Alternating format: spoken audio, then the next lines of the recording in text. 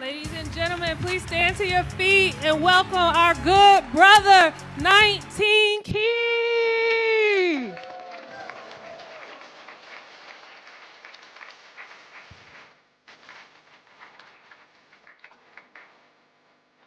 How you doing, fam?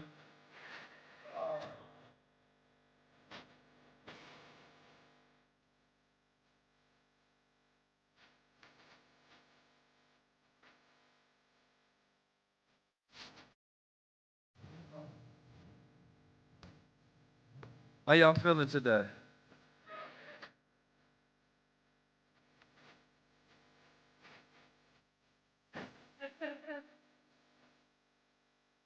All right. We've been waiting for you, brother. We're excited to have you. How you feeling to be in North Carolina today? I feel magnificent. Excellent. Excellent. Well, we are blessed and we are excited to hear from you, connect with you, build with you.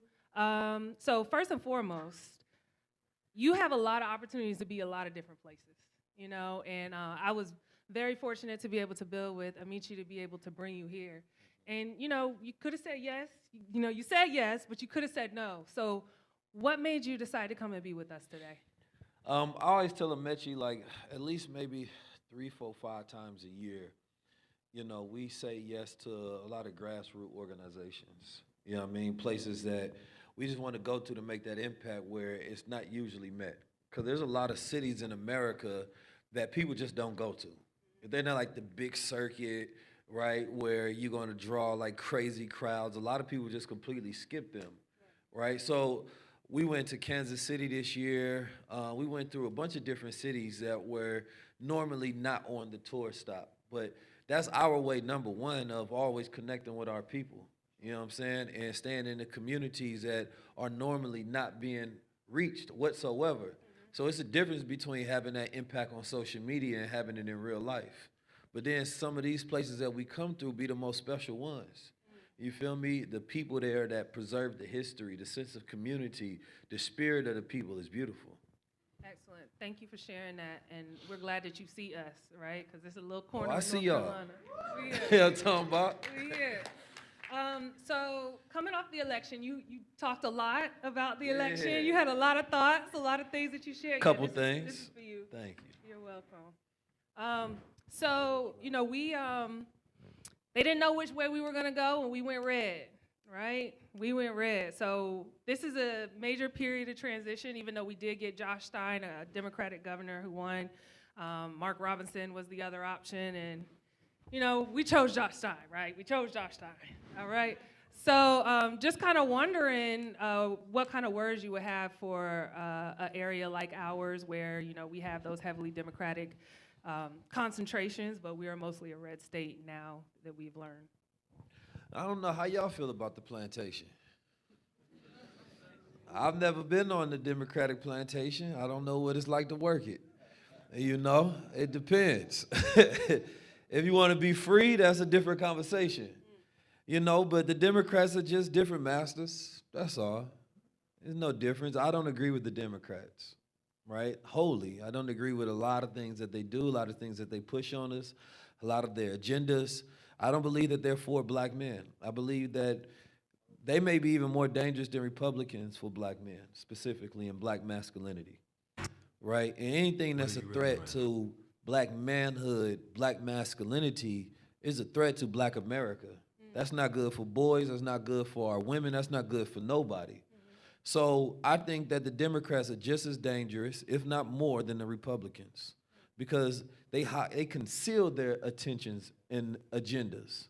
You can go clearly read Project 2025. You know what they want to do. What is the Democrats' project? We didn't hear it. You don't want to hear it either. Because we hear, we know it, black men will tell you what their agenda is. It's to effeminate black men. It's always been the same agenda, effeminate us, lock us up, pacify us, while they continue to make their progress for other people, right? Now, if they write that down and send that agenda in a pamphlet out to black America, we're going to look at that, ball it up, and throw it back at them. You know what I mean? So the thing that you always have to worry about is what you don't see. It's not what's in front of your face that's the problem. It's what's behind the scenes. It's kind of like when you take a drug and they start saying the side effects all low.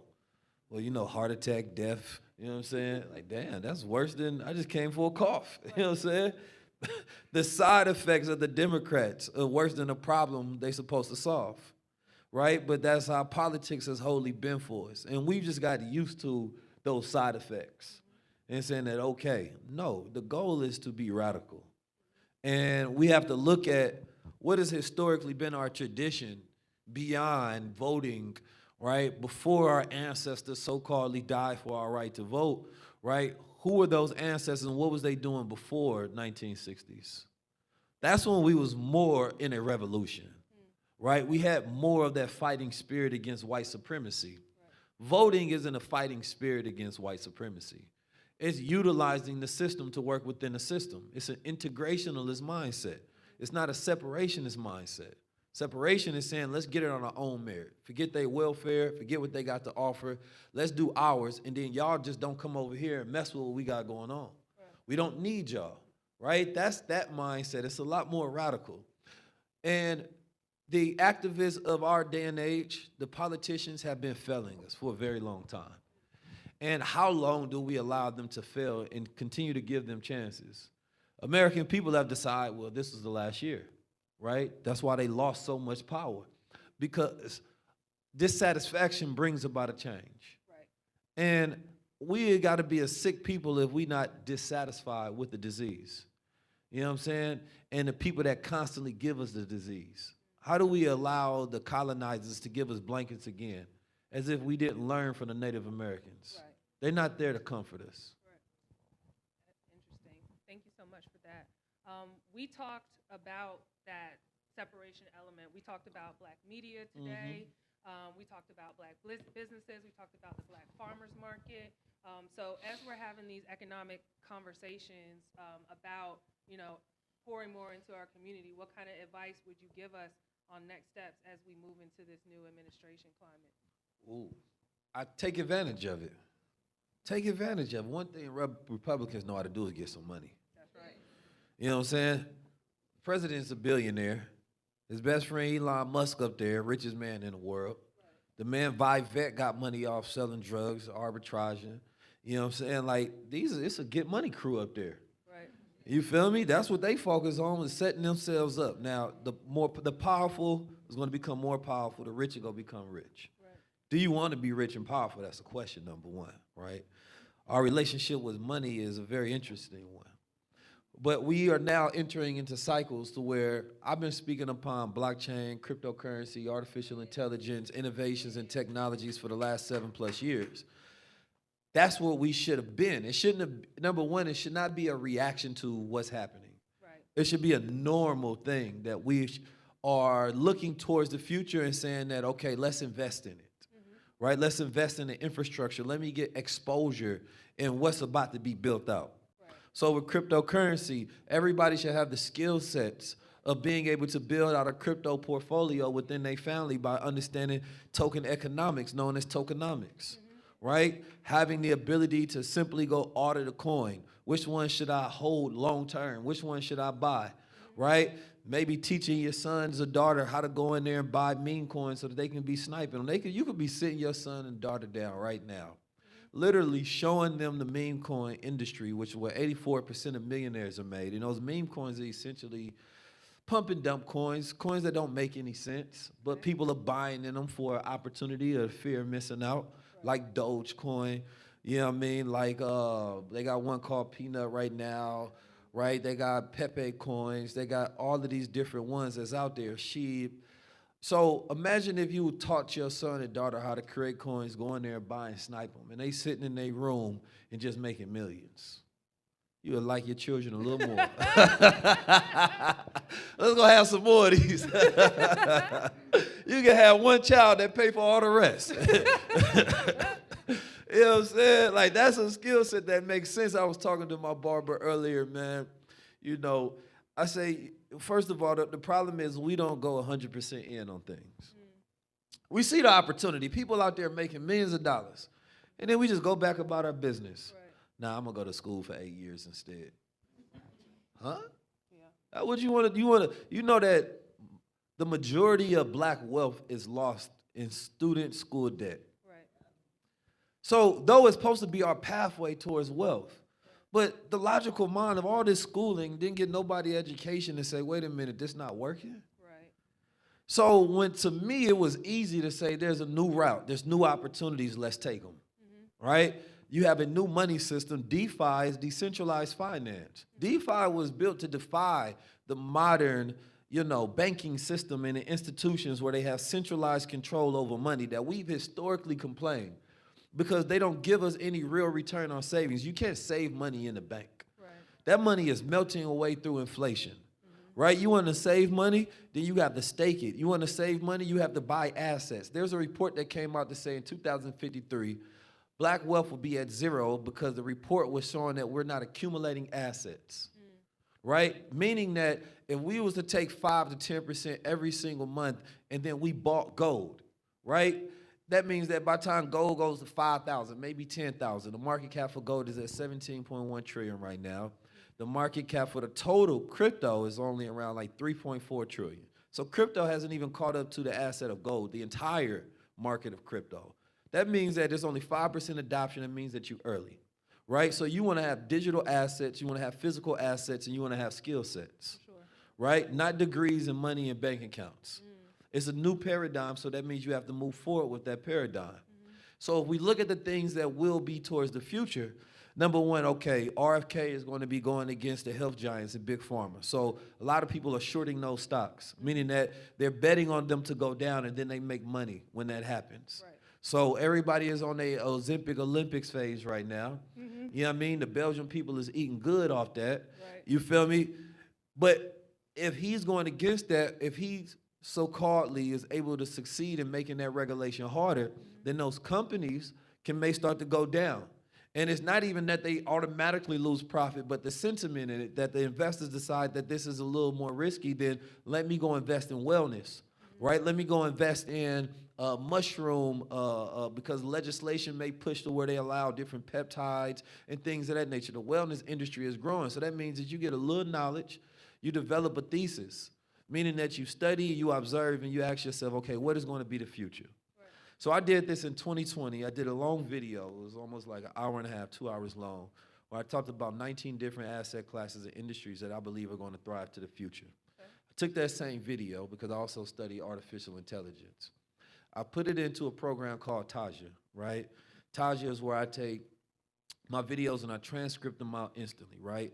Then I take it to the AI and I ask them, how much of this did I predict right? I said, this was in 2020. He gave me a breakdown. He said, boy, you was on point. Wow. You know what I'm saying? He didn't say it like that, but that's what it broke down to. Because I broke down, where precious metals was going, right? Where gold was going, right? Where the wellness industry was going, where mushrooms were going, where blockchain was going. All my ideas, and when you have a thesis, that becomes your investment thesis.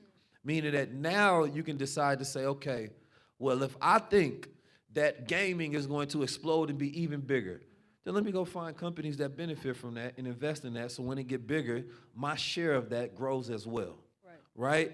If you think that America is going to fall, then learn put options and put it on the companies that's going down. Right. New companies are entering the NASDAQ, trillion-dollar companies, right? These companies are too big to fail. Put your money in them over the next 10 years, you think that they're going to try to get to 2 trillion? Correct. Right? So as their money is doubling, your money doubles, right? Blockchain technology comes back around. You have DeFi, you have all of these different crypto projects. They represent, basically, I call it the block market. You have the stock market that represent companies. You have the block market where essentially these are companies and projects on the blockchain, and they represent coins, right? So it can sometimes be an AI company, right? It could be where they allow you to buy physical land where you can buy now, pay later. They have it to where you can own your cryptocurrency, lend it out for somebody else for a certain amount of time and then charge them interest on it, where you literally become a bank. So if these are the things that you learning and teaching your children, like we live in a future, but we operate like it's still in the 90s. You feel me? So I would say update, right? Get up to current time where we at right now. You're going to see the world differently. right? You have to then curate your Twitter to the people that are talking about cryptocurrency. Jump into the telegrams where they talking about trading, what coins to get in and out of. Make this 100% lifestyle for you every day. I don't know nobody. I just have a student of mine the other day hit me up. He took my infinite wealth strategies where I taught tokenomics, and he said, single-handedly, just by taking this course alone, nothing else from what you taught me about tokenomics, I'm a millionaire. And he showed me, right? Because when you go 100% into something, you choose a destiny, right? I'm not talking about passively just seeing something. If the opportunity is that massive, if all of these countries and companies are going to put it on their balance sheet, meaning that if I think it's going to go up, the biggest risk is not owning any, right? If Bitcoin goes to $1 million, why the hell would I just want to watch? Instead, what you do as a company, you put it on your balance sheet to say, you know what? Even if we're not making profits from our products, our company owns Bitcoin and it's going up. The person who did that was Michael Saylor. Everybody's calling him crazy. He went and bought 100 million. Then he bought $1 billion. He said, listen, I think it was John D. Rockefeller, it may have been. He said, if you want to build a bridge, you want to show people it's safe, go stand in the middle of it. Right? If you build a plane, go fly on it. So he decided to put his money where his mouth is. Say, well, I told people that this is the future of investment technology and things of that nature. Well, if I want to put 100 million, it's good for $1 billion. $1 billion is good for $2 billion. Right? I think our family, the biggest risk is us not going all in on something that we believe in. Whether it's ourselves, whether it's stocks, whether it's crypto, whether it's people that we believe in, go all the way in. There it is. Clap it up for that. We got to go in. We got to get focused. We got to take it to the next level. We the only ones that could do it. Let me ask y'all a question. Anybody catch the name of the platform he was saying that he used to be able to get the information? Somebody tell me. Taj? Oh, Taja. Taja is actually owned by a black man, happy to say. Taj is owned I got by a black link for man. y'all so I can get my affiliates. I got an affiliate. I talked to the brother. I got an affiliate. Let me tell y'all a code strategy that I don't normally share with people on how to use that AI in a very effective way. So when you watch a YouTube video, some of them be too long and you ain't got time. My brother, Omechi, he'll do something to where he'll speed a video up like ×2. That's an old way. Shout out to Omechi, though. The new way is to take that video. You take the link to that video, you put it in Taja, you get the transcript, and you ask AI to give me all the relevant information, right? So now you can go through hundreds of videos, right, within an hour, getting all of that information, right? So what I do when I see stuff that's about crypto and things of that nature, I take the transcript, and then I get the relevant information. So now what I just did, I just gave myself hella time, right? Now I'm moving much faster, right? That's a strategy that I don't think you have to appreciate that in a different kind of way because that was never ever possible ever before, right? Where somebody literally, and the only thing I don't teach it publicly because I don't want to kill creators to where they're putting all this time into creating a video and you don't watch it but you get the value. So I do suggest that if you get some value from it, go back and support them in some kind of way. At least comment, like, subscribe, share it to somebody else. Because you put together a 2-hour video and this person took your transcript and then put it into AI and say, I need you to write me a summary of everything that was just said. So now you're able to go through all of this information much faster and tailor it to yourself, right? AI plus NI equals EI. It's artificial intelligence plus natural intelligence equals enhanced intelligence. If your intelligence is not enhanced, it's outdated, right? That old model of in our, our country was built off black labor, black bodies. That was very valuable because the more bodies that I had, the more labor I had, the bigger workforce I had, the more energy I had, the more output, the more power, the more money I can make, right? Then they created railroads, right? Then railroads came. It changed because now, or from humans to horses to railroads, right? It increases your effectiveness based on the amount of energy you can generate, your workforce, right? So now they got railroads. Those guys were smart at that time and say, man, how about if we own all the railroads? So now we're transporting in and out. So now we have speed. Now we can move things across lines faster. So the reason that these antitrust laws were set up because President McKenzie at that time seen how It was 1901. There was a so-called stock crash that happened. And he seen that some of them was trying to monopolize the railroad system, so he created antitrust laws so that they can't monopolize the industry. Right. Because he realized that they were trying to grow and become as big as they possible. They needed to break that up if America ever wanted to truly be the republic slash democracy that it is as a free market. But fast forward, the Google is now being sued for its antitrust laws breaking that same thing, which has now been taken over because they went all the way in. But to bring that point back, during that time, right, those railroads are powerful. But then physical labor becomes meaningless now in this new digital age, right? Because you can start a media company without having physical people there to deal with the production now because you can utilize AI. Right. Now it's going to the point where AI is trying to make mental intelligence, right, unnecessary. So, okay, what's the thing then? That means you need to optimize yourself and have enhanced intelligence. Then you need to go into creative intelligence. Most people you meet are not creative. Even the creatives that think they're creative are just copying creatives. Right. You know what I'm saying? To be original, you got to isolate yourself. You're not going to get your best thoughts in life until you're alone, thinking of something that only you can think of. Great artists, when they always say great artists copy, right? That's whatever. That's just somebody else stealing shit and want everybody else to do the same. But the reality of it is I think that great artists, what they do is they don't want to know what other artists are doing. You recording something because you don't want to be influenced because the sound was nice. Now you got to do that. Or you're trying to build off that platform and shape yours around there. A lot of artists, when they really want to tap into their bag, they isolate from whatever the sound is, whatever everybody else think. So I want to develop my opinion and my ideas and my sound and my style. Then I give it to the people. Now I gave you something completely new. Okay. Not influenced by nobody. So now you got a game changer. Right? So a lot of us, we can intake information, take the insights, turn those into actions, but we also need to learn how to isolate more, which means that this phone should not be controlling us the way that it does. We talk about that? You know what I mean? Doom scrolling is one of the most dangerous things. These young children, they ain't smoking as much weed and drinking as much. They scrolling because they're addicted to this. That's right. So they're stimulated here instead. So while you may be celebrating our generation or this generation not drinking and doing certain things, that's because their mind is wrapped into this matrix. Right. So not only they wrapped into this, they're not even looking at the right things. Right? Because they was looking at the right things, they'll be learning. And if they were learning while spending 10 hours on this phone every day, they'd be making money. They'd be increasing value. Yeah. The colleges ain't making no disruptions. Right? Here you are going to college. You got 10,000 students at a college. I ain't heard no stories, and maybe they exist. I ain't heard no stories where there's this disproportionate amount of college students that's dropping out because they're making millions in the crypto and blockchain industry. You know what I mean? I haven't heard where the teachers over there at these universities are teaching them about blockchain technology or AI to where they create software systems called SaaS, and then they become millionaires, right?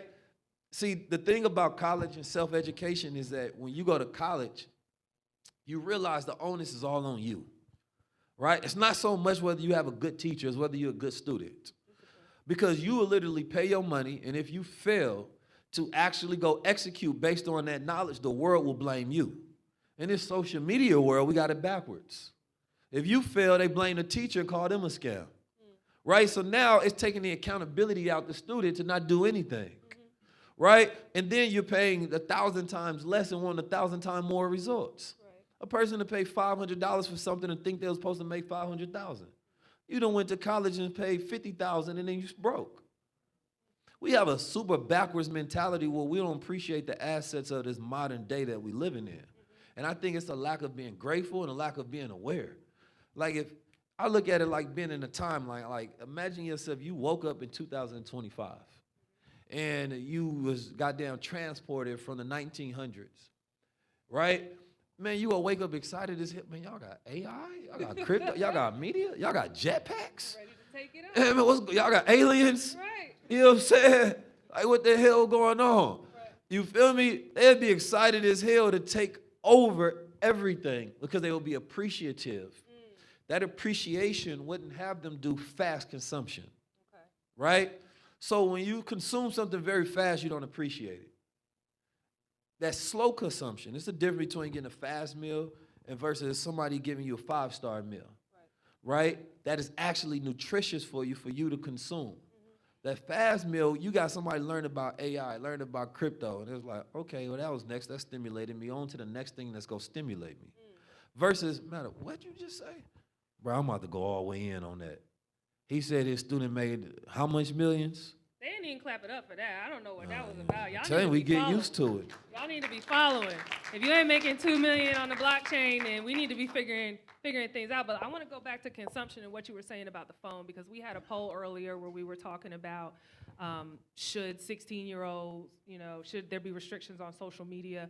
So I was wondering if you could speak to, in this digital age when we are so in our phones, we're consuming a lot of things, but we're not necessarily consuming the right things. So how do you discipline yourself because you do a lot on social media, how do you discipline yourself to make sure when you are utilizing the technology, you're utilizing it to move things forward instead of getting distracted and sucked into the scrolling? Like, how do you build that discipline muscle?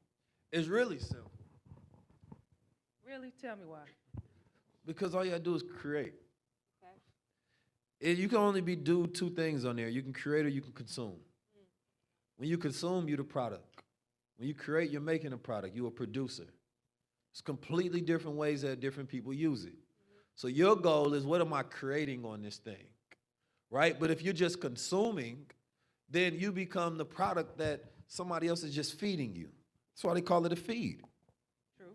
You're sitting there. You just getting in. You just in the feed, consuming. But when you're consuming, you're not thinking, so you're dumb. That's right. And you also being influenced, because you don't have time to know what to think on these subjects of politics. These ain't really your ideas. It's the collective idea of the masses. It's the crowd mind. That's right. So the question is, how much time do you spend consuming versus you time spent creating and producing, right? So once you become an actual creator, you become productive. You have productivity. Your activity produces something, right? So your goal should be focused on, what am I going to create so that I balance out this habit that I have. I decrease in one area and increase in the other. When we become prosumers, we produce what we consume. Therefore, we know what we consuming is good for us. We don't know what other people put in their food, right? When people create content, it has a psychological thesis to it. They're trying to manipulate you into a certain area. You don't know what they're really putting into that, right? But you're just consuming everybody's food. So now you may get poisoned. Your children may get poisoned. You know what I'm saying? Your boy wants to be your daughter. You know what I'm saying? The he wants to be a she. The I wants to be a they. We all confused. Right. But where do we get this consumption from? Who told us this? When we was in the church and the white man controlled everything that we consumed, he gave us a picture of this homosexual white dude and said, that's your God. And we just ate it up. Now, my family didn't. Y'all family, I'm just saying. But think about that. Think how sick you got to be where somebody can literally give you a picture of this historical homosexual white man, never even asked where the picture came from. Right. And then they told you not to question it. They told you, no, race don't matter. Well, why didn't you give me the right picture then? If it don't matter, then why did you materialize your image for me to worship?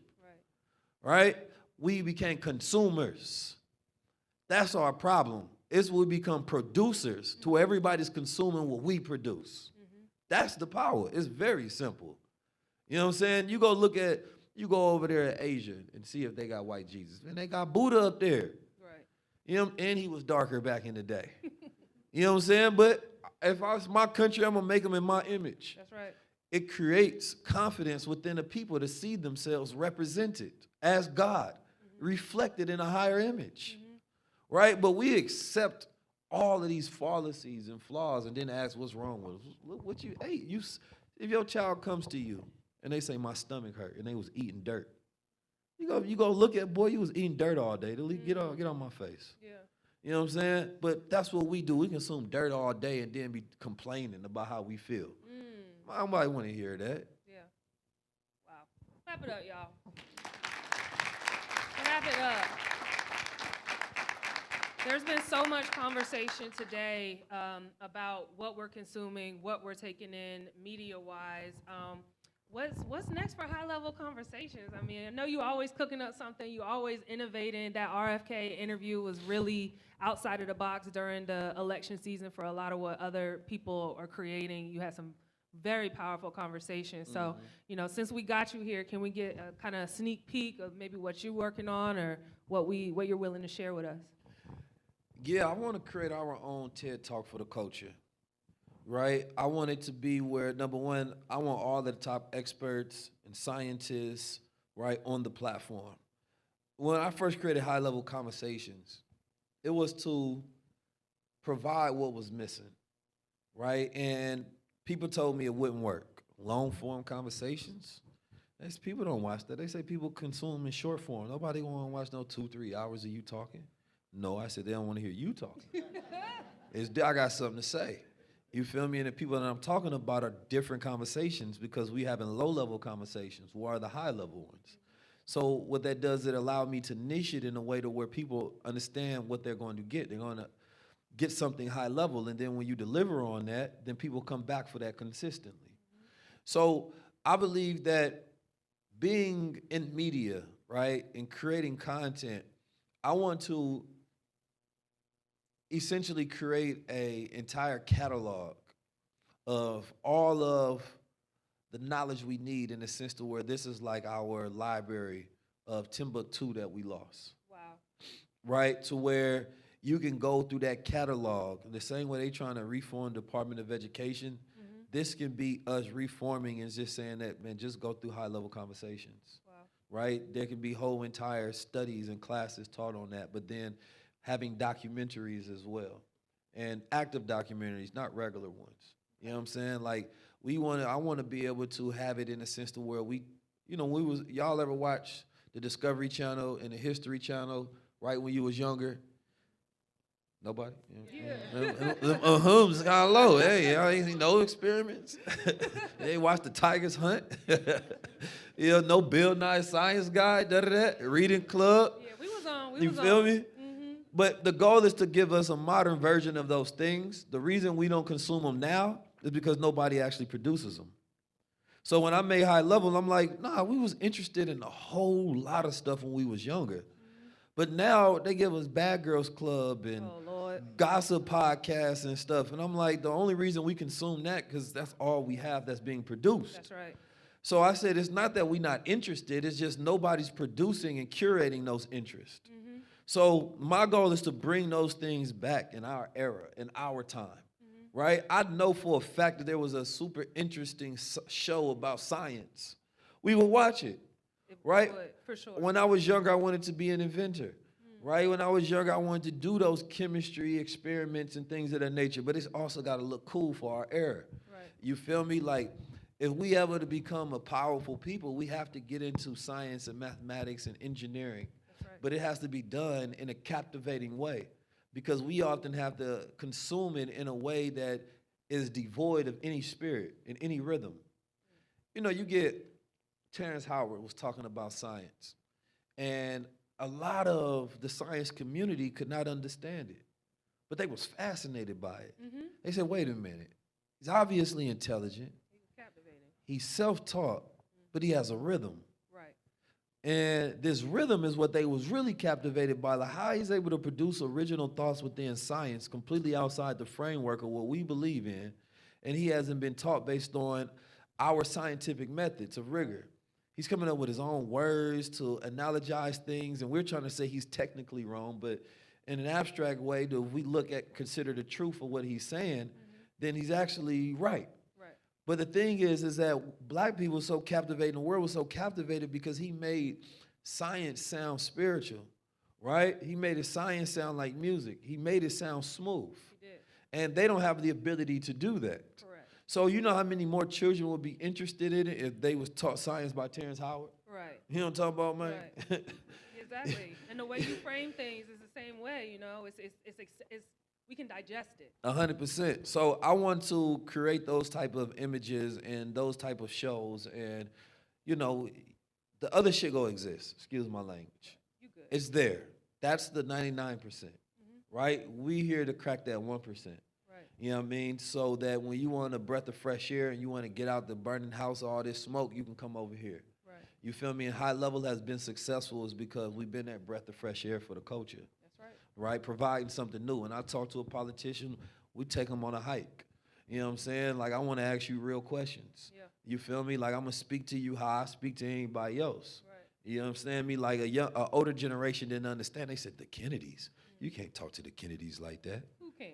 You know what I'm saying? Hey, shit, you Right. can't talk to Keys like that. You know You know what I'm what saying? But it's real though. It's like we in a new era, and I want us to be more bold. I want us to take up more space. You feel me? I want us to be the standard versus trying to fit into standards. That's right.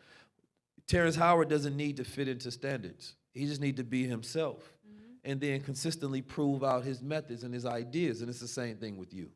There it is. Clap it up for being yourself, y'all. We talked about the different things that you're interested in, what you can contribute, what you're passionate about, what you can monetize. So believe in yourself so we can do that, and we can take that to the next level. So if you still tapped in, you could go ahead, and if you have a question for 19 Key, he right here. So go ahead, put it on the board. We're going to see what information that we have. Now, I do have a couple of VIP people on the front row. Clap it up for my VIP people. If you have a question you would like to come to the mic, you are more than welcome to go ahead and take a moment if you'd like. But if not, we'll wait for some questions to populate. Oh, do we need to rescan? Did we log out? Oh, Good. hey. Okay, how you So doing? I have a question of what do you think about sovereignty? And I asked that because I want to buy land, and you were talking about working with your family. And I'm like, y'all, let's get this land, let's get this land. And they're like, what we going to do that for? Well, okay, we're going to get land, then what? So I'm like, isn't the end goal like sovereignty? And I like what you said earlier, let's separate ourselves from them. We have the ability, we can do it. So I want to know, what do you think about that whole idea of sovereignty? Yeah, I think that you look at the matrix, right? Because sovereignty is really having no nation whatsoever, right? Or you can go into producing your own or having sovereign citizenry.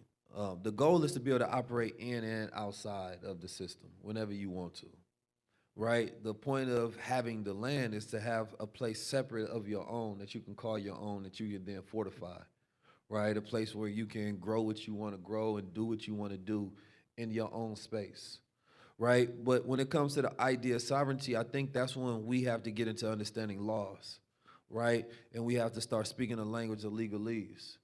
I think it's a mental thing more than it is anything else. There's paperwork, of course, to it, right? But it's the mental thing that we have when you're talking about being sovereign or you're talking about being private. It's understanding the laws of the land, understanding the Constitution, right? It starts there, right? Most of us don't know the Constitution, right?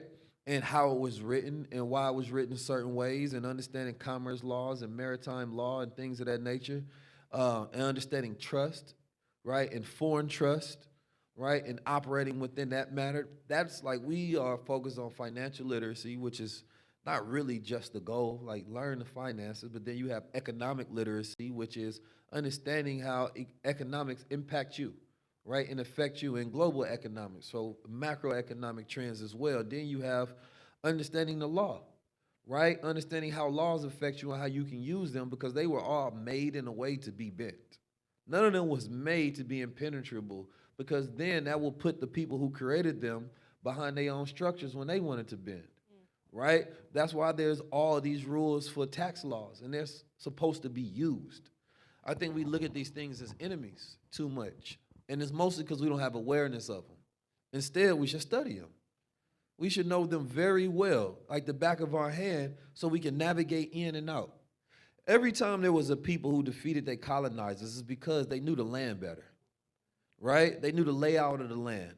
And those invading armies could not beat them, could not defeat them, right? You go to Nanny of the Maroons, right? She knew her land so well that when they would shoot at her, the British would come over there shooting. She would measure the distance, right? So she'd be like, okay, if they stop right there and start shooting, that's going to be 20 feet. And then she knew how far their bullets would fly. So she would turn around, pull her pants down, and show them her ass, and they thought it was magic, that they thought they couldn't shoot her, right? And she was scared the hell out of them because she knew the land so well, right? When you had Lavator in Haiti, they was able to defeat them because they understood their layout of their land, so they was able to create guerrilla warfare strategies and our tactics for it, right? The Native Americans couldn't become slaves because they knew their layout of the land too well. They could escape and be out of there. Ain't no dog, no tracker catching up with them. You know what I mean? But it's the same thing. This country is built on laws.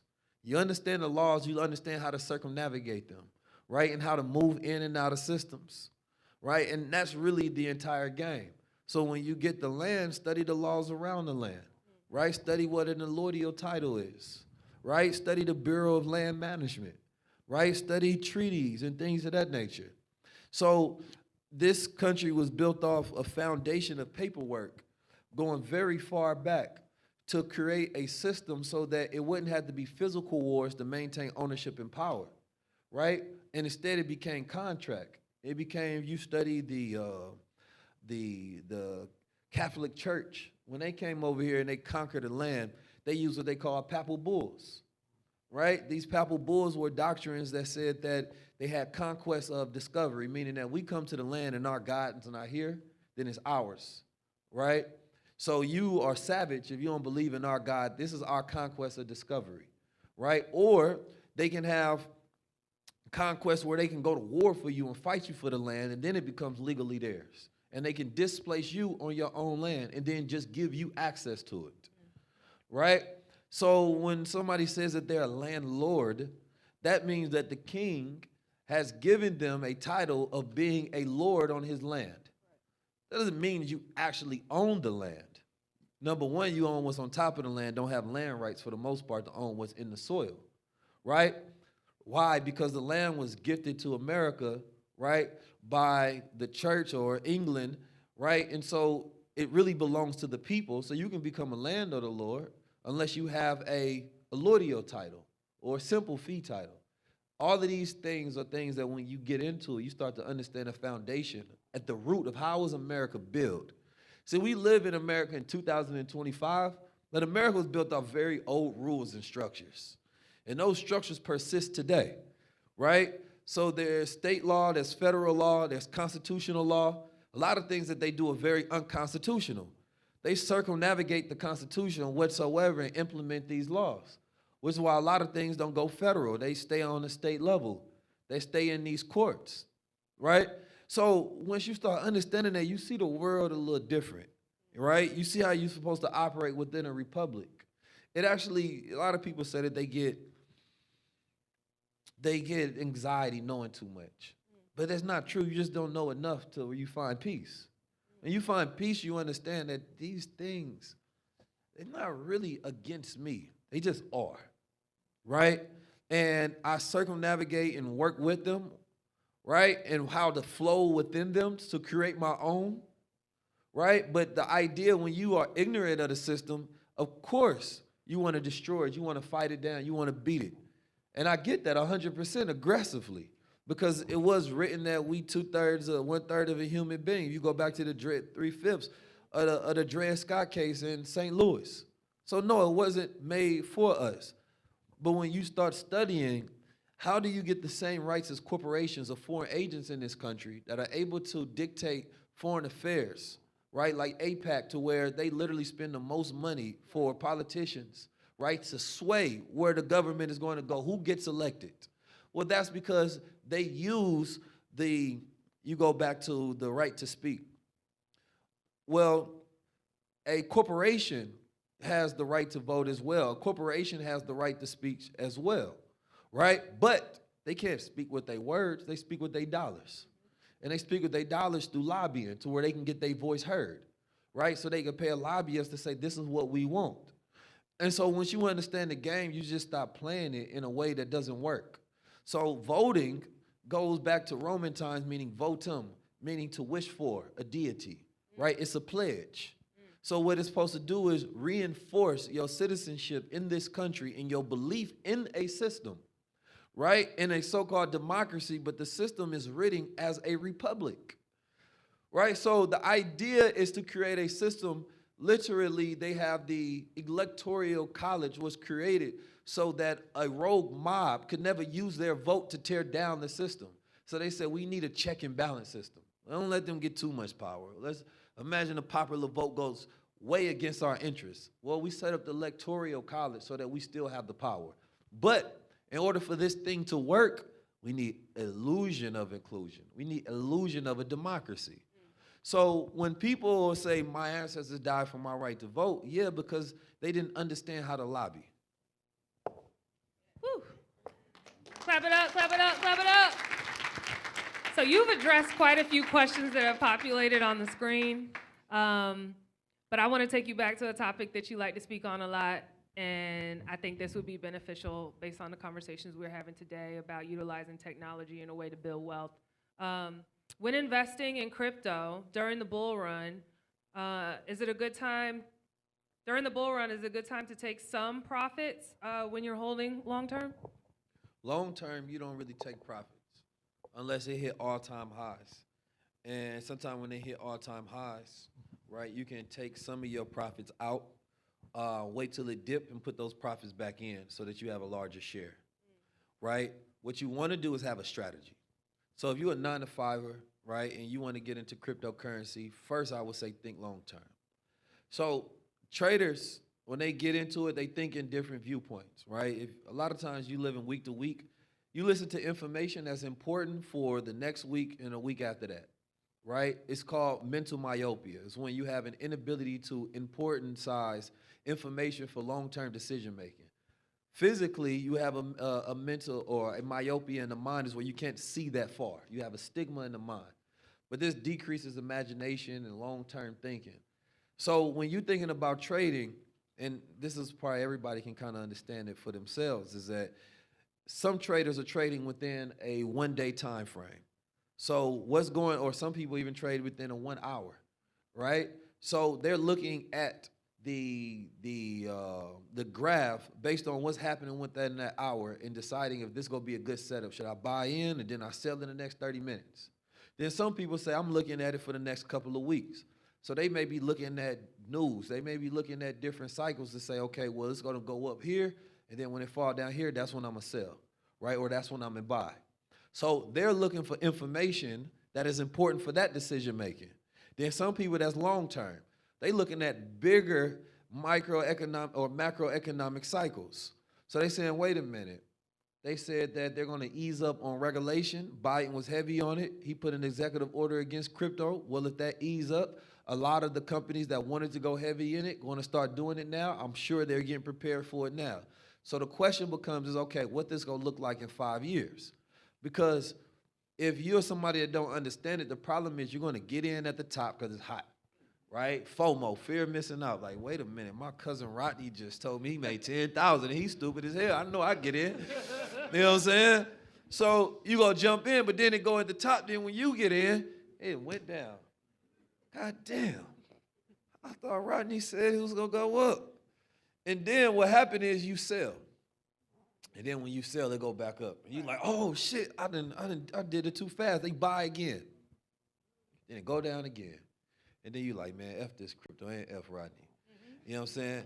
And then it goes back up, and it even goes farther than that. But now it's too late. But now you don't want to get into crypto no more. You done with it, right? But what happened is the people, you got to realize that you can be earlier, but sometimes there's people earlier than you, right? So XRP is at $1, right? $1.08. There were some people that got in at 20 cents. Some people that got in at 6 cents. Right? So they may say, I got in at 20 and it went to 80. I'm going to sell at 80. That's my profit. Right? Some people get at $1. That means it don't matter if it dips. If it dips, buy more. What you're saying is you need to come up with what we call a price target. Right? Then you need to be saying, okay, I want it to go to $2. So I'm not selling until it goes to $2. Yeah. It may take a year. It may take 2 years. You know how many people have sold right before it hit? A lot. There's a trader that had millions of dollars in Dogecoin, like 2-3 million, right? He showed it on Twitter. And he was showing his profits because he went in early. He was buying a lot of it when everybody was calling him crazy. And the profits went up. And y'all remember when Dogecoin went up to almost $1, and then it went down. And then everybody had to go check on him because he ain't sell. But he didn't never sell. He held it. And now Dogecoin went back up. He did that screenshot and showed people I got my money back. Okay, so now he back. Now the question you ask as a strategy, the all-time high strategy is looking at the coin and saying, number one, if it's not at its all-time high, will it ever be? Right? If you can come up with enough reasons of why you think it ever will be at that all-time high, then buy it. Because what you're saying is that eventually this money is going to grow up here. So when XRP was at like 60 cents, I say, do you think it'll go to $1? Everybody in the comments say yes. Well, it's been at $1 before. That's easy. Okay. Well, that's your reason to invest. So unless your thesis change, right, then you should continue that investment. Now, Bitcoin, interesting. Some people think it's too late. It's not too late. Only 5% adoption cryptocurrency. What happens when it's 10%? Right? 2017, Nipsey Hussle was making a video when cryptocurrency had 2 to 3% penetration within the market. Right now, we at 5%, and we seeing Bitcoin at $100,000. What about when we replaying this conversation 10 years from now, and you looking back, and I remember Keys was talking about Bitcoin at 10,000, and now it's at 2 million. Right? And I thought it was too late. But your early, right, or your late is early for somebody else that still hasn't got in it. Because what you want to think about is this. The people in y'all lives ain't heavily invested into crypto. That's true. That's how you know it's early. Go look at the 10 people around you and see if they got bags in it. It's early. The rich are early. The corporations are early, right? The people that were early adopters to it, that understood the idea of the technology, they early, right? But you can still be this level of early. Because the thing is, for your children here, when cryptocurrency is normal in 20 years, right? And it's worth millions in Ethereum at 4,000 or 3,000 now, and then 10 years from now, Ethereum is at 50,000. And they're like, Mom, why didn't you invest in it? I looked at the articles back then. It was thousands of them telling people to invest. 19 Keys, that's all he talked about. You know what I'm saying? You said you went to one of his shows. And so where our money at? Where the money at? Imagine Malcolm X talking about Bitcoin, nobody get in. Right. You know what I'm saying? Hell no. And we got the nerve to be asking for reparations. Right. How y'all want something that you can get yourself? It don't make no sense. So for me, when you look at these things, you want to have a strategy, and there's just basically just having basic understanding of financial literacy, because what works in the stock market works in the block market. You know what I mean? Take those same strategies and audit these coins. Now, that's the Bitcoin. Bitcoin is digital gold, right? So you have digital gold and you got physical gold. So buy Bitcoin, buy gold, hold that for 5 years, hold that for 10 years. Put it in what we call a wallet, right? A wallet is say not your keys, not your crypto, meaning that if you have it on a platform, that platform goes down, your money goes down. But if you put it on what we call a cold wallet, right, then nobody can touch it. You can go bury that in your backyard, put it in a safety deposit box, and give it to your child when they turn 18.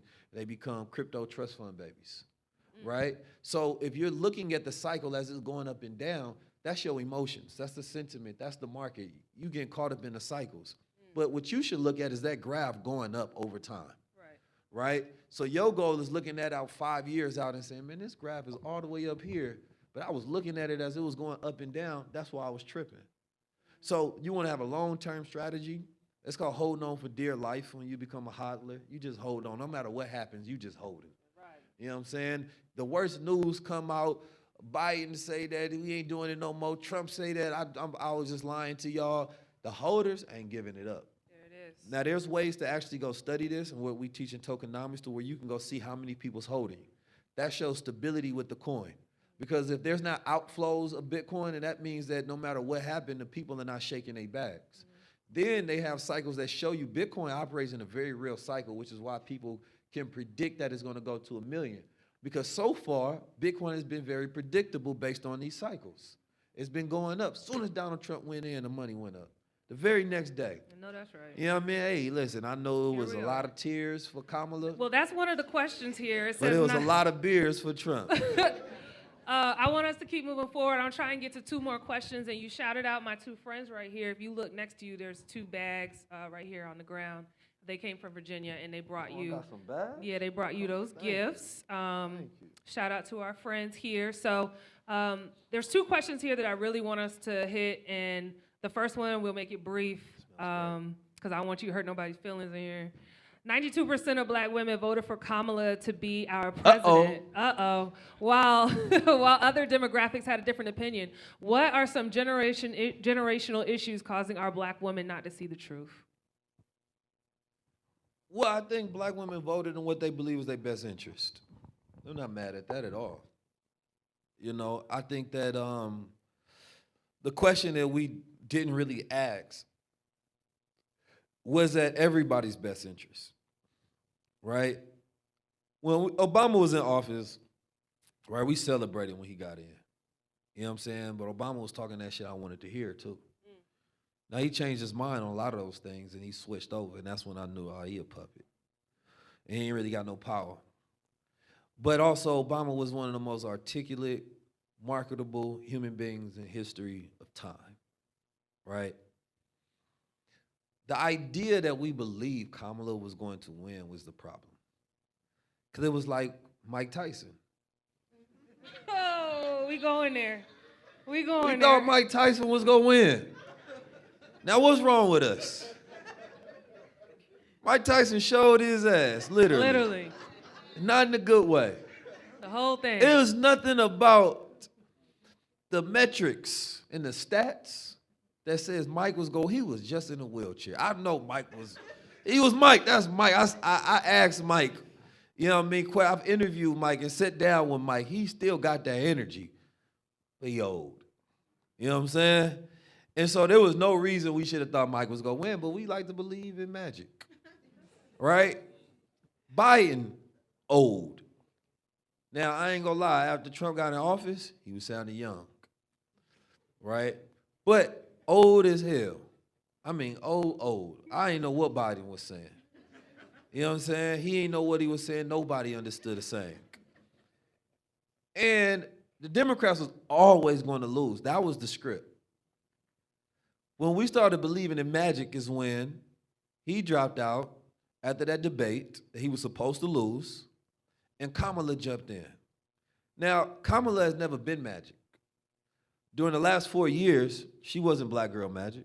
We didn't see much of her. Yeah, Michelle Obama, black girl magic. You know what I'm saying? Beyonce, black girl magic. Okay. You know what I'm saying? But Kamala ain't never been the black girl magic. But all of a sudden, we thought she got that magic. We thought she was gonna be Mike Tyson against the Great White Hope. She got in that ring, and exactly what was supposed to happen happened. She lost. She had 7 months to go against one of the heaviest weight politicians in history, not even a politician. But this man, Donald Trump, is not just a Republican. This is the Trump party. This is a different type of beast that we're dealing with because it also talks about the collective dissatisfaction of America with the state of things. And anybody remember what Kamala's saying was? What was her presidential saying? What's Donald Trump's? Exactly. Dang. Exactly. Nobody remember? Nobody? What was it? When we fight, we win? Okay. Look All at right. it. We don't know. We debating. Okay. All right. Let We me gonna tell move you what forward. happens in business. When you confuse, you don't buy. Clarity. A clear, simple message that the people understand. Make America great again. What really did she represent besides identity politics? And people pushed and said, that's enough, go for it. All right. Guess it wasn't enough in the end. Listen, you thought it was this nostalgia. She thought she was going to get that Obama treatment. But it was never going to happen.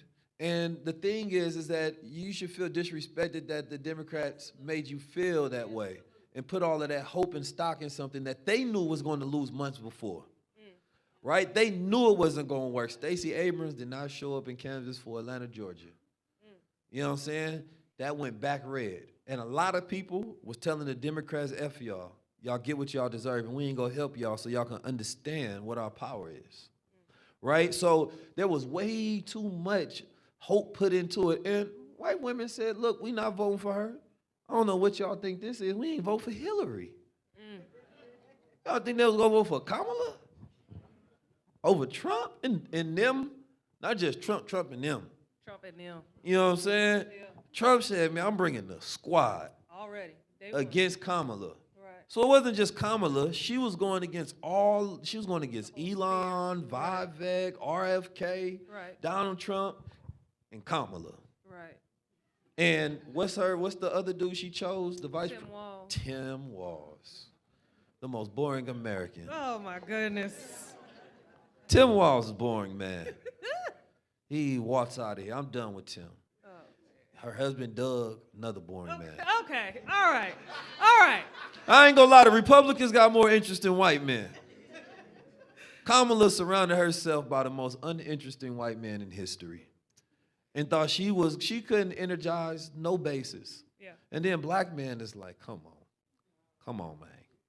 Come on, man. And then here come Megan Thee You know what I'm Stallion. saying? And it was no respectability, and they ran a campaign off an influencer strategy, which is an old model today. Right. Because the influencers don't actually have connection to community. Right. Right? So you take a celebrity, we watch them, but we're not gonna listen to their ideas on politics. Not anymore, for sure. You know what I mean? Because they're disconnected. Why? Because you're watching your favorite podcast, spending hours with them, right? Being connected to them and building trust with them. Right. So now when the politician like Donald Trump goes on there, he's ciphering the trust that the audience has through that connection of that community. Right. So when he didn't just go on podcasts, he went to constituent communities all across America and ciphered that support and listened to them and had those conversations. Kamala was afraid to come on them real shows. She didn't come on high-level Hell conversations. no, she didn't. You feel me? So everything that happened was supposed to happen. She turned down InvestFest. I'm going to let y'all know something. Donald Trump said yes to it. What? Yeah, he just couldn't do it last minute because Secret Service is like, you just got shot at. Relax. Oh, wow. But he said yes. I was wondering. I knew she was going to lose then because she wasn't willing to do what it takes. Right. That was her best opportunity to come really meet the heart of leadership That's in right. Black America, Black men. Right. Right? So when you turned that down, oh, you turned us down, then we turn you down. And then in the last minute, she came with the plan. So Yeah, and like I said, she had Beyonce there. She had Michelle Obama. They was magic. Right. She wasn't. all right. So speaking of magic, there's a question that's coming back up to the top. What is the most impactful thing the teachings of the Honorable Elijah Muhammad has done for you? And this keeps coming up, so that means that people liked it. So it's a question that is important to people. I would rephrase it. What is the most impactful thing the Honorable Elijah Muhammad teachings have done for us? There we go. The Honorable Elijah Muhammad is the most influential and impactful figure, right, in Black American history and one of the top globally in history, period. Think about it like this. If you remove the Honorable Elijah Muhammad and his legacy, how many things do you affect? Right? If you remove the Nation of Islam from history, right, where's the course of Black America after that? You remove that man from Macon, Georgia, who had a third-grade education, right, who's seen his family get lynched when he was younger, who started off in the church, received a 3-year education from Masterful Arthur Muhammad, took that knowledge and built a nation within a nation. He had global allies, right? He had built up an economy at the time of like $50 to $100 million, right? He had produced figures such as the Malcolm X, Muhammad Ali, Honorable Minister Louis Farrakhan. He had such a Father Allah, right? You got the 5% Nation, right? Those teachings that came out of the Nation of Islam was so influential in early hip-hop, it shaped what hip-hop was, right? You had the Million Man March, the largest gathering of Black men in the history of the world, peacefully, right? And the whole 10-point program of the Black Panthers came from the FOI. There's so much influence that is seen and can't even really be calculated. Without the Honorable Elijah Muhammad, I fear the position that we would have been in as a people. Right? We think it's bad now. We wouldn't have had nothing to fight no defense system, no immunity, nothing to fight America with at all. White supremacy would have just completely took over, 100%. He was the one that talked us about do for self and separation and unity. Dr. Sebi was an FOI in the Nation of Islam. He first learned about the health sciences through the Honorable Elijah Muhammad. He said that was the only man that cared about the health of Black America that was teaching us through How to Eat to Live, Volume 1 and 2. He gave us the knowledge of astronomy. He gave us the blueprint to economics, right? He gave us history forward and backwards, right, of this planet.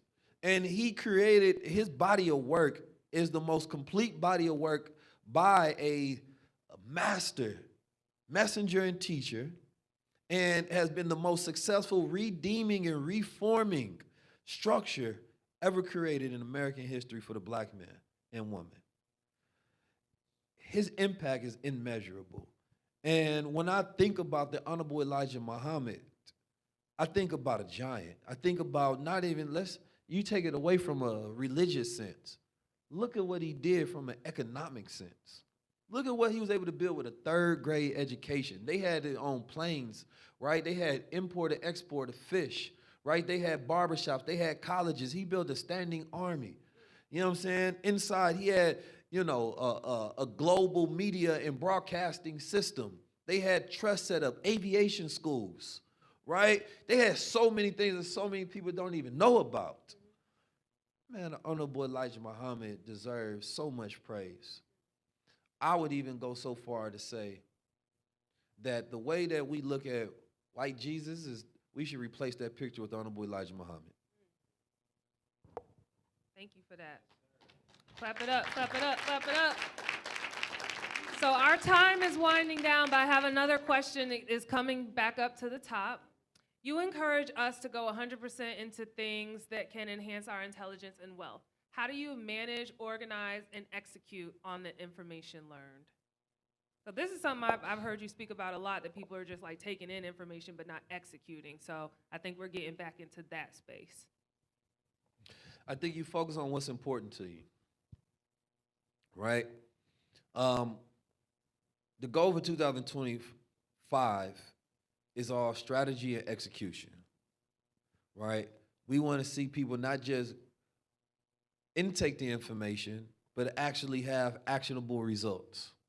So you have to have some accountability. You learn about cryptocurrency, all right, what's the next thing you do? You're going to make you a wallet, right? It's letting you starting to get set up. Before you do that, I'm going to go educate myself on what are the top wallets. Why should I get this one? Why shouldn't I get that one? So now I have some action steps, right? I'll get my wallet that represents my intention, right, to actually be a part of this market and not miss the wave, right? Now you can go self-educate, or you can go buy into somebody's community course, whoever it may be, right? So now you're making a self-investment. Now that you done spent you some money, you got some skin in the game, right? You done spent time, you done spent money. So now are you going to waste your own time and money, right? If you're responsible, it's no. All right, so now what's your goal? You want to make your first 10,000 in it. All right, okay, what is the way you want to do that? Well, you have to know yourself. What type of investor are you? You say, well, I want to do it long term. I don't want to look at the market. So then you're going to study what are the best ones that you can get in long term. Well, you're going to say, well, I don't want to just put all my money in. Let me get a strategy. Then, okay, what are the best strategies out there for beginners? You go on something like MarketWatch. You can learn, of course, dollar cost average, where you put in a certain percentage the same every single month. And then you automate that and have it connected to one of your accounts, right? So now you are automating that accountability. So now you literally are, my whole step method system is that when you don't know something, you learn. When you learn something, you do, right? And when you get to a point where you don't know what to do next, you do what? You learn some more. And then whatever you learn, you do. The problem is people be thinking they need to learn all of this, then do. You already have enough. It's insecurity, not thinking you have enough, right? So instead, learn, do, learn, do, learn, do, learn, do, learn, do. Okay. There's a system where a lot of people have judged themselves off be about titles, right? Beers, right? I heard who was this one technological influencer? He gave a great model and breakdown about beers, right? You can be anything.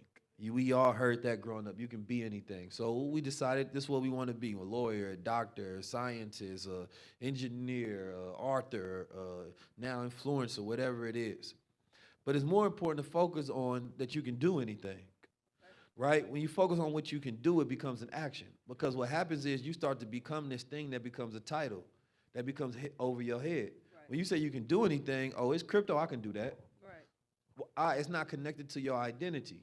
I can do it because I can do it. I'm me. I'm a human being. I got a mind. But when you say, well, shoot, I'm just a clerk at a store, I can't do that. You know what I'm saying? Because you're connecting your identity, and then that becomes this insecurity because it becomes this bubble this box that you holding yourself to these limitations for. No, you can do anything means that you need to have action steps that you're putting in place. Excellent. You have to write down actionable goals, right? Like in our investment club that we're doing, we have a physical book, right? A physical stock book, like how we had in school, that people can actually learn. And then we have a physical investment journal, right? This journal, all the best traders in the world, they write down their trades, every trade that they make, what percentage on it, right? It makes them more accountable to it in a very real way. So the question becomes is, do you even have those goals written down? It goes back to simplicity. We be acting like we need advanced techniques to get simple results. No, simple results will advance you. So write it down what those goals are from a 10-year standpoint, right? Now think about what do you need to do in the next 3 to 6 months. The thing that happens usually is that you want to take a 10-year goal and try to get it done in 3 years, right? You want to take a 3-year goal and try to get it done in 3 months. But you have to give yourself a lifeline, right? That end up becoming a deadline for you to get something done. Because if you don't put a restriction on it, then it could just happen whenever. Wow. So this is what you're going to do today. This is what you're going to do within a week. This is what you're going to do within a month. This is what I'm going to do in 3 to 6 months. This is what I'm going to do within a year. This is what I'm going to do within 5 to 10 years. Now, your goal is to see if you can literally get all of that done, right, in half of that time, which means you have to then operate with a sense of urgency. So you prioritize the hardest thing to do, right? If you get that out the way, it becomes easier, because that hard thing is why we procrastinate. Procrastination is the abortion clinic of ideas. Wow. Things become hard. I don't want to do it. I'll do it later, and later never comes, and it's the life you live in. So productivity is when we procreate, right? We give birth to things. We go push past the pain, right? And then we actually give birth to an idea in reality, right? So with all of these different things, you have to learn to do what you hate. Because a lot of the stuff we have to do, we don't like, but once you do it, it expands you, and you become more emotionally resilient. So you don't let your emotions dictate your motion, right? Instead, you continue to go, I don't feel like doing it, well, then I'm going to do it, because that's a good reason to continue to do it, because it lets you know that there's a whole entire life behind all the shit you don't feel like doing, right? But then you have a life in your comfort zone. This is all the stuff I feel like doing. So all the stuff you feel like doing has a cap. The amount of money you can make yearly, the amount of relationships you can have, right? And then you gotta give yourself some fly reasons too, right? Like I had a friend that used to always rent out yachts and boats and have private drivers, and he go shop expensive clothes and jewelry, but he was super savvy, right, as an investor, and he understood that. And I asked him, like, why you be spending all this money on these things? Because I have to give myself a reason why. If I don't have a lifestyle that I need to maintain, then why would I be incentivized to continue to make money? Wow. Right? So a lot of times we don't stretch ourselves enough, right? So when you don't even have a reason why, then you don't have a reason to get up and do it every day when you don't feel like it, right? The logic of it should push you past the feeling, right? To where it's like some of y'all want to get a woman that's beyond your means. Well, you need to up your means. You know what I'm saying? Fair. So to me, that's easy. A woman say she is sapiosexual. You better start reading books. Right. You know what I'm saying? Now you reading that book, man, I do not feel like reading this, but I can't wait to talk to her about it. Well, I tell you. Woo. Okay. That was enough. Go ahead, this high-level conversation. You have to give yourself a reason why. Otherwise, you'll quit in the middle. So I get this last thing. It's the 23-day podcast theory. Your goal, or 23 episode podcast theory. Let's say you want to start a podcast. Your goal is to get to 23 episodes. Why? Because they say 80% of people quit at episode 22. Oh, wow. So you want to be of that lower percentage, right, of that 1%. Most of the time, people quit before they get good enough to where it becomes successful, right? And so how many times you all done picked up something and then you dropped it down and you're like, man, I should have kept doing that. It would have been super valuable. It's not that we don't have good ideas. It's just that we abort the ideas. You know what I mean? They become too hard. I don't feel like doing it. So you know what? Maybe later. And then you procrastinate on something else that stimulates you. So I'm going to go into a social outing, something that makes me feel good versus something that evokes my insecurity because this is too hard. So I learned how to learn, then I learned, right? And then learning became easier to me. So now I don't have that impediment of insecurity to where it's like, why is this so hard for me to grasp when I feel like it's easy for everybody else? It's not easy. They're just good at doing the things that's not easy. That's right. So I think as a man, number one, you have to have that emotional regulation to seek challenge instead of comfort, right? But that's not even just as a man, but that's that masculine energy, because that's the masculine. The feminine seeks softness, right? But the masculine, I'm seeking challenge. I need to prove I am who I think I am, so let me get this done, right? So I think that, yeah, set that goal for yourself, right? What does that 22-day look like, right? Or 22 episode look like for you on your journey, right? If it's cryptocurrency, I'm not stopping until what, right? I'm going to put in 6 months in this. I'm going to at least give it 6 months and I'm going to try it out. Right. The thing is, by the time you get to the 6th month, you should have improved so much that you actually are good at it and now you love doing it. So they call it Ikigai. Ikigai is the Japanese system that they created essentially to where they can find their purpose in their way and they flow in life. It starts with something that you love, right? Something that you love to do. Something that becomes a passion to you. Then something that you're good at, right? When you're good at, you feel more confident about doing it. You want to do it more, right? And it becomes a mission for you. Something that serves the world. Now, you don't have to serve the world in some big capacity. You could be a janitor and serve the world, meaning that's something that the world needs, right? And then the last one, of course, it has to be something that makes you money so it can sustain you within a world. That's right. So when I was out there, I seen the amount of joy I've never experienced that people working to do their job very good. People go and work jobs and they do them terrible and they do them sloppy because they're just trying to get paid. They're not doing this really for a living. They're doing it for a living wage. It's completely different. When you do something purposeful, you want to master it because the way you do one thing is the way you do all things. So if you're terrible at your job and you think you're going to be good for working for yourself, but you build up bad habits working for somebody else, now you're a terrible employee to yourself. Right. Now your business is failing. But if you focus on mastery, you know what? If I'm going to do this, I'm going to do this like nobody else done did it before, right? And when you focus on finding that combination of things to where, man, I love doing this, make me feel good. It don't matter if you're an Uber driver. Man, they were so happy to drive me. Right. To hop in that car. Yeah. You feel me? They was at the valet so happy to open the door. How you doing? You know what I'm saying? Konnichiwa, all that good stuff. Man, I said, goddamn, why are these people so happy? Is somebody forcing y'all to smile? You know what I'm saying? I'm watching them to see if the smile drop. No, they genuine. They like doing this. You feel me? And it was good at it and it made them money. And I said, we need that in the culture. We need more people to be passionate about what they do. Right? Exactly. And when you get into these things, find your reason why. Not just cryptocurrency, not just the money. Find the value of it for you. What does this mean? It can represent generational wealth for you. It can represent freedom, right? It can represent you having more time. It can represent you getting the spouse that you want. It can represent you being less stressed. It can represent you helping your family. Find something like that you're extremely connected to. It's going to get you through the process. There it is. There it is. Clap it up, y'all. Clap it up. Come on now. I know y'all hear this good game. Someone said, fall in love with the process, for it will be the reason you smile. So that's an excellent reminder. We've talked about jobs. We've talked about, following our passions, monetizing our passions. So all this falls in line directly. So our time is coming to a close, but I definitely want to give you the last word. I appreciate everybody for coming out. Remember, Nazar Fragrances has a fragrance for everybody on your way out. I'm going to ask once 19 Keys is finished for our VIP people to stay and for everyone else to exit. But we really, really appreciate you. So are there any final words that you got for our people attending our very first installation of Consistent Elevation? We hope that you come back. Thank you. Thank you. It's been a great experience. Y'all had a good time tonight? Y'all coming back next time?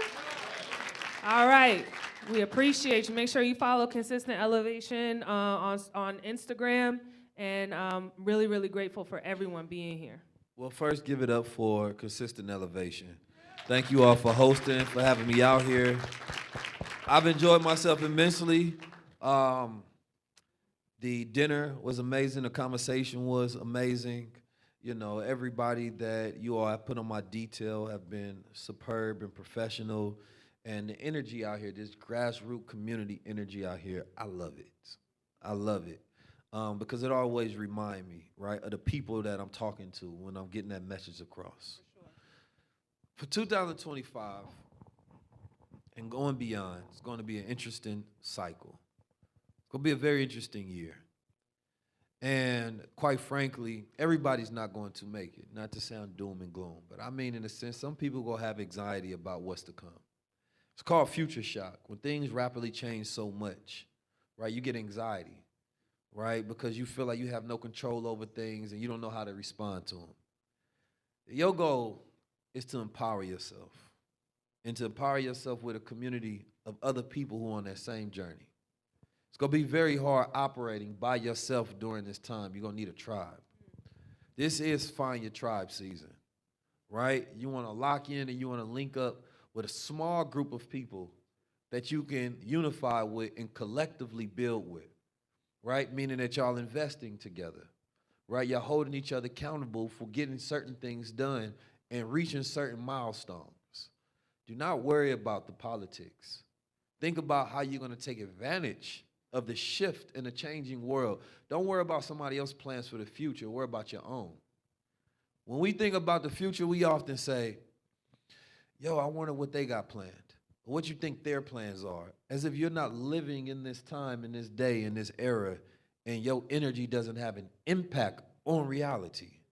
I never think about the future, about somebody else's plans, because you get to be that ripple in time, right? From what you actually do and what you say and how you move and who you become and the legacy that you leave. I think that we have to focus on who our future selves are so that we don't rob them of the opportunities to come. If you think about what you don't have today, it's because of something you didn't do yesterday. That's right? Something you didn't do last year, something you didn't invest in, something you didn't say, something you didn't start. Don't let that be this time next year you living in the regrets of yesterday's pain. All the things you didn't do. Like, damn, I was there. That's a word right there.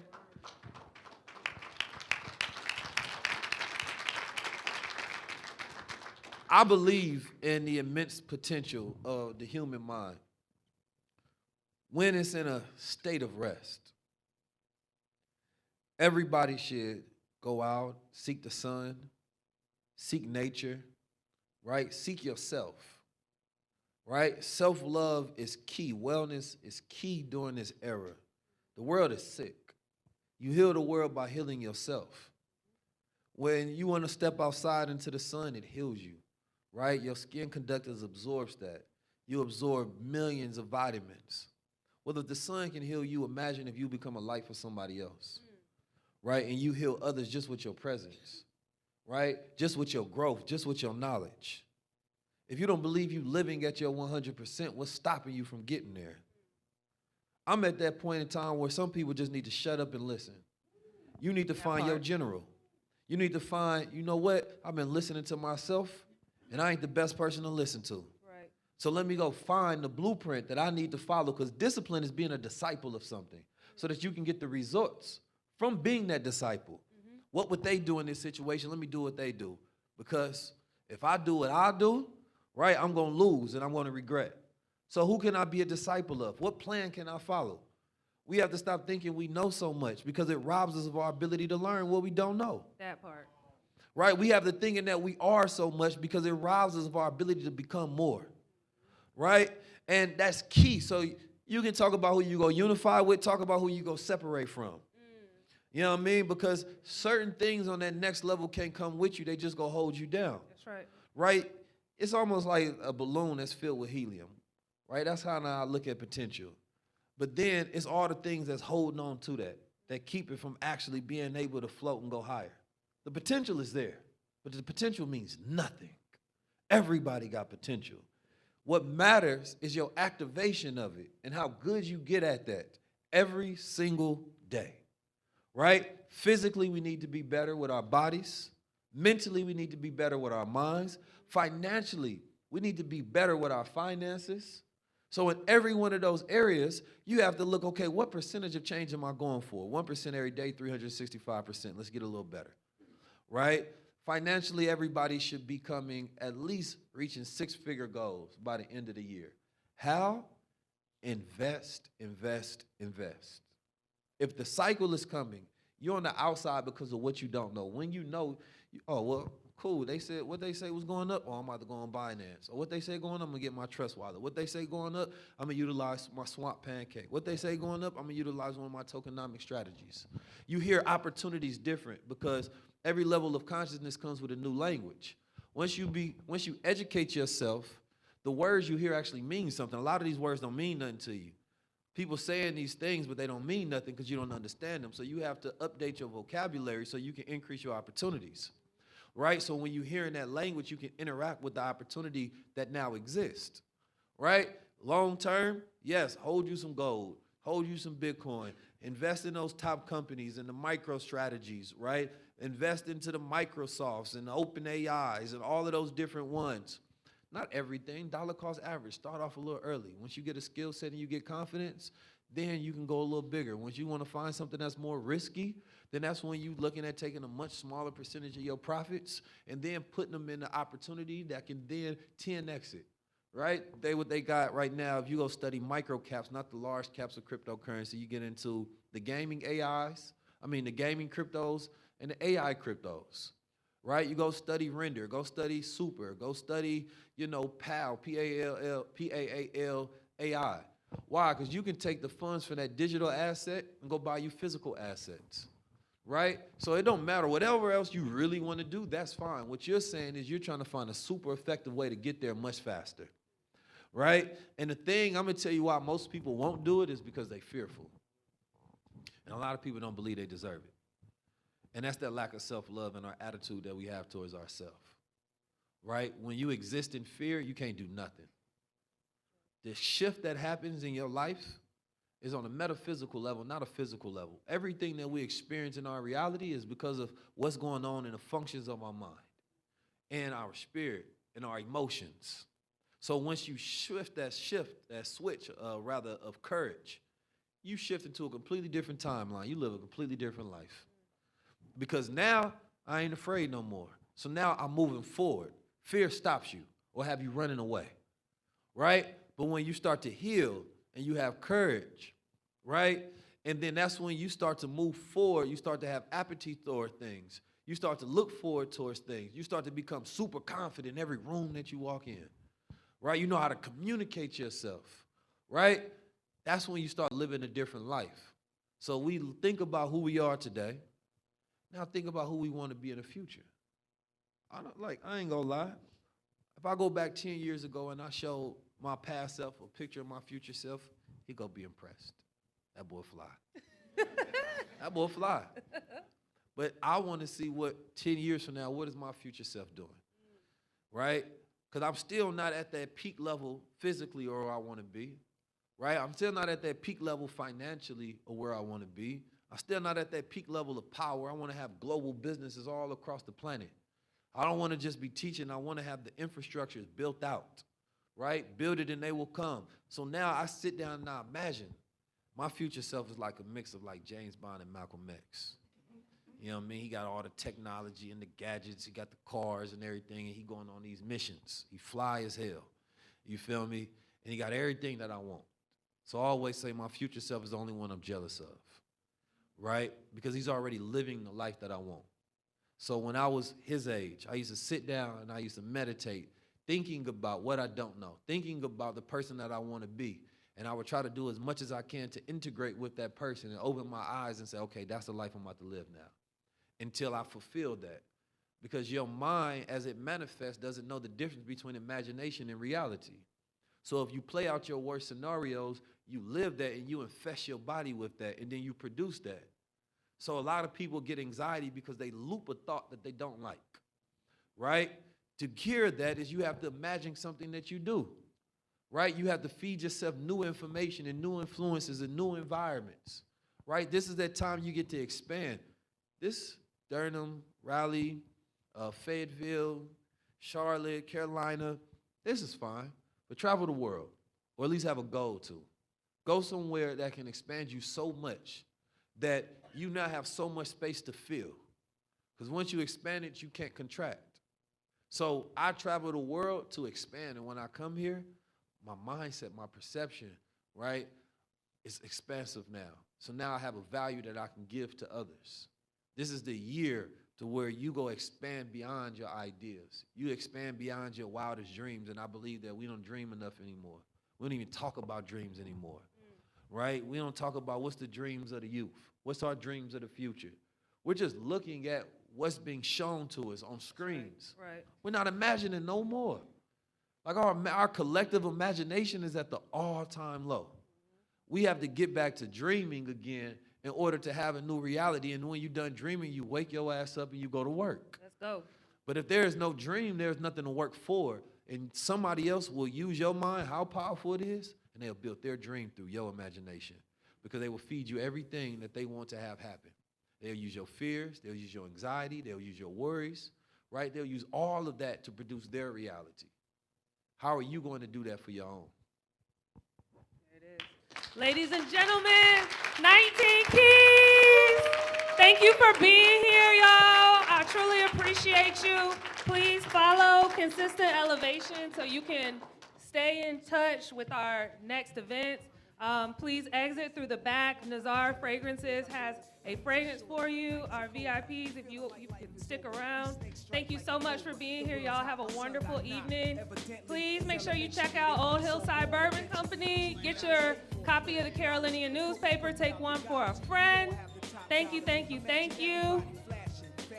And we will see you next time. Have a great evening. Thank you for being here.